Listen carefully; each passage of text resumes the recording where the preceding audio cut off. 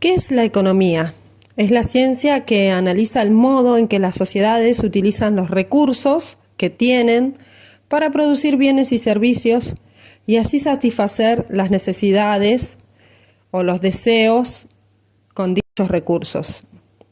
La economía se pregunta cómo cubrir necesidades ilimitadas con recursos limitados. Y para esto usa dos métodos: el inductivo, mediante el cual analiza el comportamiento económico y formula una hipótesis, y el deductivo, a través del cual se formulan leyes o teorías generales que luego deben contrastarse con la realidad. ¿Qué son los bienes y servicios? Son aquellos objetos o recursos que satisfacen las necesidades. Tenemos los bienes propiamente dichos, que no tienen costo alguno, como por ejemplo puede ser el aire o la luz solar. Y también tenemos los bienes económicos, que son los que tengo que pagar para su adquisición. Dentro de ellos están los de consumo, que pueden ser de un solo uso, como el pan, o de uso durable, como la heladera. Y los bienes de producción, de uso único, podría ser la materia prima, y de uso durable, la maquinaria. ¿Qué son las necesidades? Son las carencias que experimentan los seres humanos. Y debido a estas carencias, es que los seres humanos buscan satisfacerlas. Podríamos decir que hay distintos tipos de necesidades. Tenemos las necesidades fisiológicas o primarias, que son imprescindibles para la vida del hombre. Por ejemplo, la comida, la vestimenta, la habitación. Después tenemos las secundarias o culturales, que cubrirlas son indispensables para el desarrollo del hombre. Entran aquí la educación y el trabajo. Y después tenemos las superfluas o de lujo, que son las que nos permiten elegir entre dos marcas. Por ejemplo, si deseo tomar una marca de refresco en vez de la otra. ¿Cuáles son las características de las necesidades? Son 5. Primeramente, son ilimitadas, es decir, que nadie tiene todas las necesidades cubiertas. Siempre hay alguna necesidad más. A su vez, son limitadas en su capacidad. Por ejemplo, comer se satisface con comida.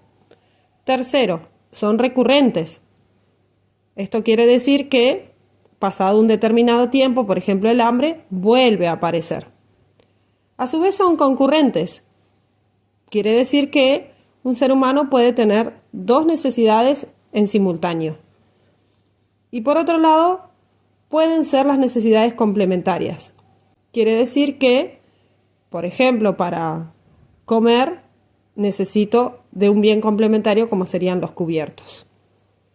¿Cuáles son los problemas económicos que se deben tratar de responder? Bueno, la economía se pregunta qué producir, cómo producir y para quién producir. Es decir, que la sociedad es la que elige qué producir, también elige la técnica de producción y elige los destinatarios. De acuerdo a quien responda estas preguntas, estaremos en presencia de una economía de mercado o de una economía planificada o autoritaria. ¿Cómo es una economía de mercado y cómo es una economía de planificación centralizada? Cuando es una economía de mercado, las preguntas que nombramos anteriormente las resuelve el mercado mediante la interacción de productores y consumidores. Cuando se trata de una economía de planificación centralizada, las preguntas las resuelve el Estado mediante decisiones políticas. Y ahora nos preguntamos, ¿qué economía tiene la Argentina? Tiene un sistema mixto, es decir, que el Estado regula e interviene y el mercado actúa de acuerdo a dichas regulaciones. ¿Qué es la macro y la microeconomía? La macroeconomía estudia el comportamiento económico en general. Estudia cómo evoluciona la producción y el consumo a gran escala. Le interesa la evolución de todos los precios. Y la macroeconomía es una ciencia que inicia en el siglo XX con Keynes. La microeconomía, por el contrario, estudia el comportamiento del consumidor y del productor en forma individual. Analiza los mercados, agentes y situaciones concretas. Le interesa el precio de un bien concreto. ¿Cómo se organiza el mercado? Hay por lo menos dos tipos. Existe un mercado de competencia perfecta, que en este mercado de competencia perfecta existe un gran número de compradores y vendedores de un bien. El producto es homogéneo, no importa el productor, ya que el producto es idéntico. No hay barreras de entrada y salida. La información es perfecta, es decir, que todos conocen los precios y las cantidades que ofrece el mercado. Por lo tanto, este mercado de competencia perfecta es un ideal.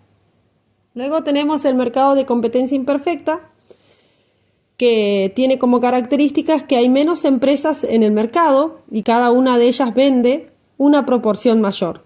Existen barreras de entrada al mercado y los tipos de mercados que aparecen aquí son, por ejemplo, el monopolio, el oligopolio y la competencia monopolística. ¿Qué sería un monopolio? Bueno, es cuando hay un determinado oferente que tiene el monopolio de un determinado bien y no hay otro. Por ejemplo, en las empresas energéticas no podemos tener opción de contratar una empresa u otra o de algún servicio, de algún otro servicio similar. El oligopolio, por ejemplo, son pocas empresas que manejan un determinado bien o servicio. Y la competencia monopolística son varios oferentes, pero que ofrecen un bien o un servicio característico, por lo cual eso le permite manejar su propio precio. ¿Cuáles son los factores de producción? Para esto primero tenemos que saber lo que es un factor de producción. Los factores de producción son los recursos empleados por las empresas en sus procesos de producción de bienes y servicios. ¿Cuáles son estos? Tierra, capital, trabajo y últimamente también se piensa en tecnología. La tierra hace referencia a los recursos naturales, como el agua, la propiedad, la tierra, la naturaleza. El capital hace referencia al patrimonio, ya sea riqueza de un individuo, de la sociedad o del Estado. El trabajo es la mano de obra y la tecnología es la que se utiliza para optimizar el proceso de producción. ¿Qué es el capital? El capital es el patrimonio que representa la riqueza de alguien, ya sea de una persona física, jurídica, de una empresa o de un Estado. El capital tiene distintas clasificaciones. Por un lado está el financiero, que son los fondos monetarios disponibles para la compra de capital real o activos. Tenemos el capital humano, que es la educación o el de entrenamiento, que va a lograr mejor productividad de la mano de obra. Tenemos el capital intelectual, que es la capacidad de acumular conocimientos y habilidades para mejorar la economía. Y el capital social, que comprende todas las instituciones que organizan la actividad económica. ¿Qué son las fronteras de posibilidades de producción? Bueno, una frontera es la máxima cantidad de bienes o servicios que se pueden obtener con cierta combinación de factores de producción y una determinada tecnología. ¿Qué es el costo de oportunidad? Es la cantidad de un bien al que se renuncia para obtener un bien mejor. ¿Qué es la oferta, la demanda y el equilibrio? La oferta es la parte del mecanismo de mercado que concurre al mismo ofreciendo en venta bienes y servicios a un determinado precio en un tiempo determinado. La demanda es la cantidad de un producto, bien o servicio que los consumidores pueden comprar y lo hacen en función de los precios y por supuesto de su poder adquisitivo. ¿En qué se relacionan la demanda y la oferta? Se relacionan en el precio. ¿Qué es el precio de equilibrio?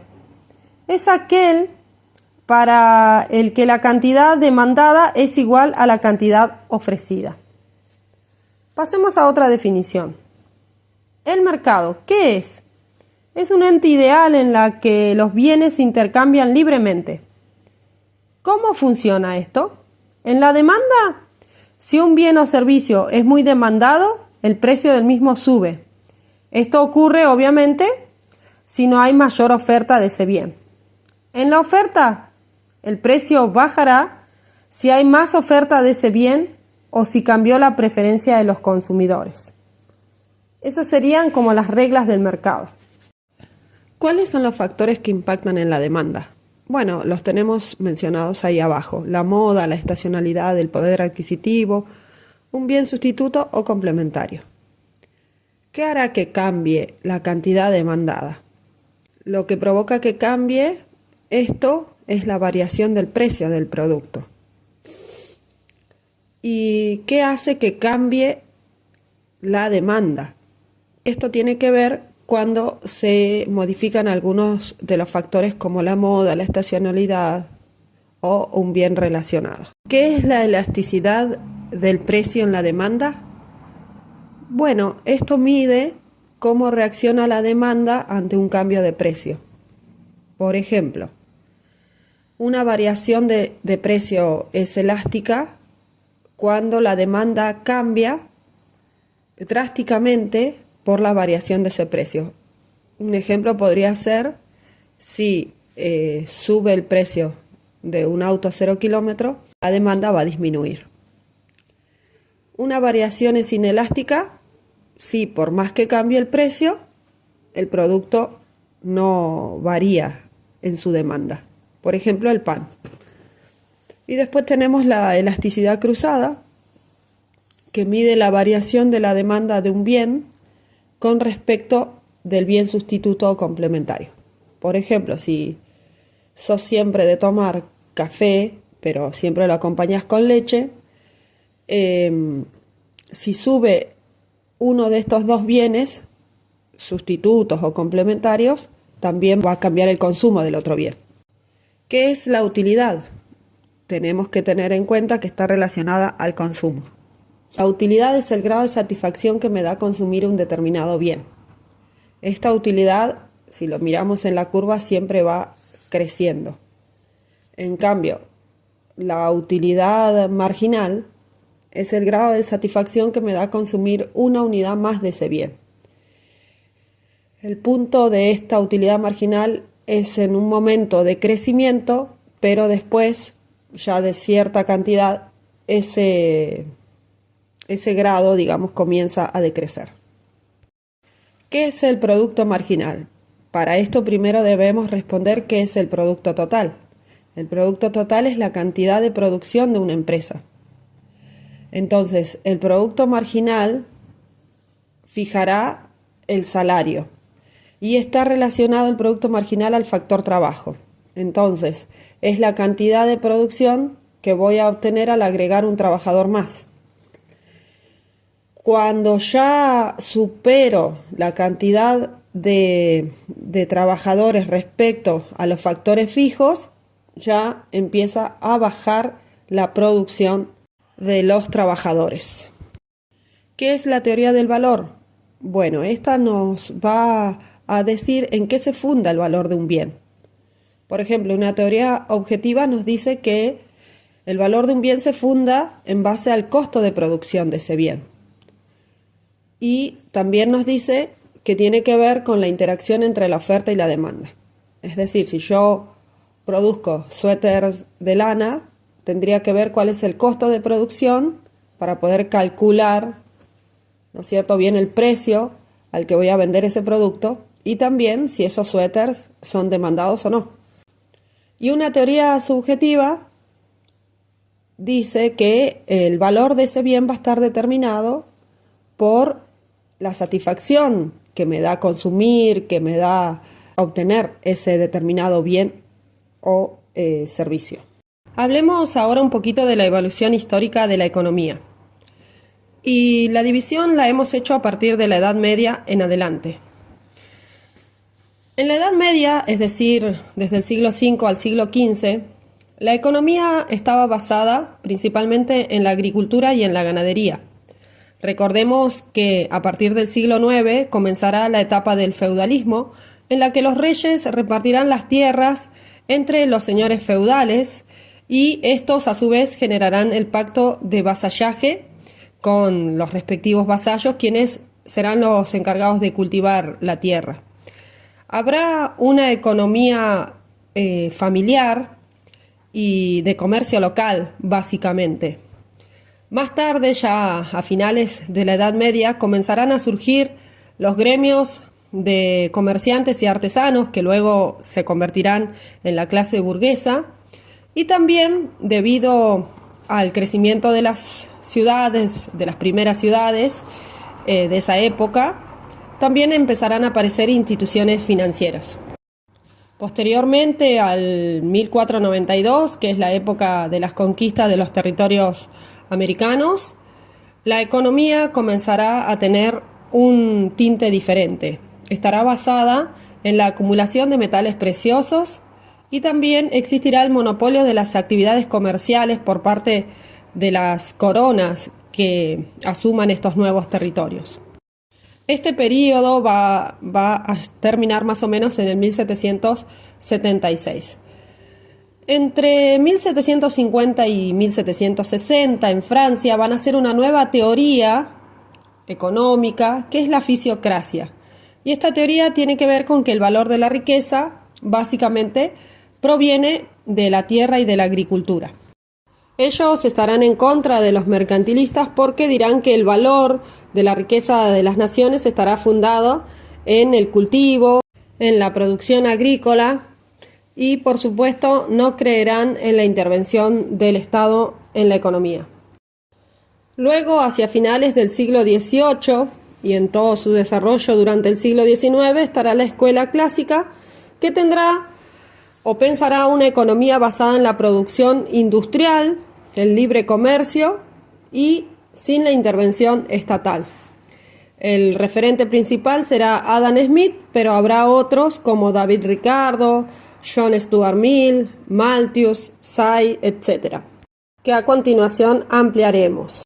Recordemos que esta escuela estará transitando en la revolución industrial, que será este periodo de 100 años aproximadamente, desde 1750 en adelante, donde hay una economía basada en la industria, digamos, donde se crean las industrias, el hombre se traslada hacia las ciudades, la producción se comienza a desarrollar en fábricas, se crea el ferrocarril, lo que ayuda a la distribución y mejora también los canales de comercialización, etc. Luego tenemos la escuela neoclásica a partir de 1876 a la actualidad. Y es una economía basada en el libre comercio, la asignación óptima de recursos, y acá aparecen los conceptos anteriormente desarrollados como utilidad marginal. Algunos referentes: Marshall, Fisher. Y finalmente, hacia el siglo XX, en Estados Unidos, con la caída de la bolsa, va a aparecer una nueva forma de pensar la economía, que es la escuela keynesiana o el pensamiento keynesiano, que promueve la intervención del Estado a través del estímulo en la demanda. Algunos de los autores principales serán Hansen y Samuelson. Recordemos que Keynes es inglés y él estuvo en contra del Tratado de Versalles. Hablemos ahora de la escuela clásica. Como mencionamos, surge con Adam Smith en el año 1776, es decir, a finales del siglo XVIII. ¿Quién era Adam Smith? Un economista y filósofo escocés, es decir, perteneciente al Reino Unido. Considerado el padre de las ciencias económicas, y uno de sus libros principales y más conocidos es La riqueza de las naciones, en el cual postula al menos estos 5 ítems. La mano invisible. ¿Qué es lo que sugiere la mano invisible? Que en un mercado libre y competitivo las acciones individuales de buscar el beneficio propio conducen de manera natural al beneficio de la sociedad.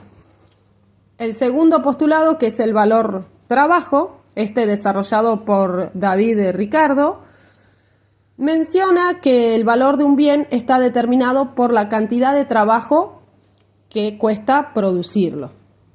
Dicho de otra manera, sería la teoría del valor. El libre mercado aboga por un sistema de libre mercado con poca o nada intervención del gobierno. El crecimiento económico tenía que ver con que este estaba impulsado por la acumulación y la innovación tecnológica.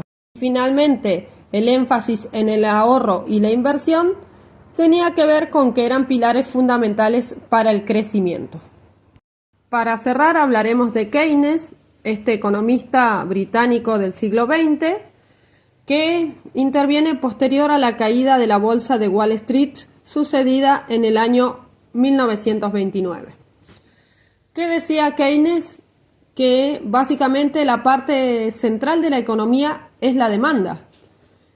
Y las crisis se producen por la caída de la demanda.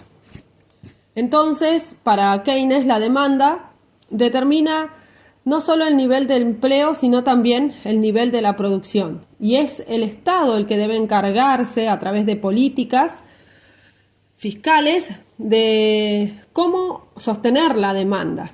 Y para esto puede implementar varias tareas, como bajar las tasas de intereses, incrementar el gasto público y financiar a las empresas privadas.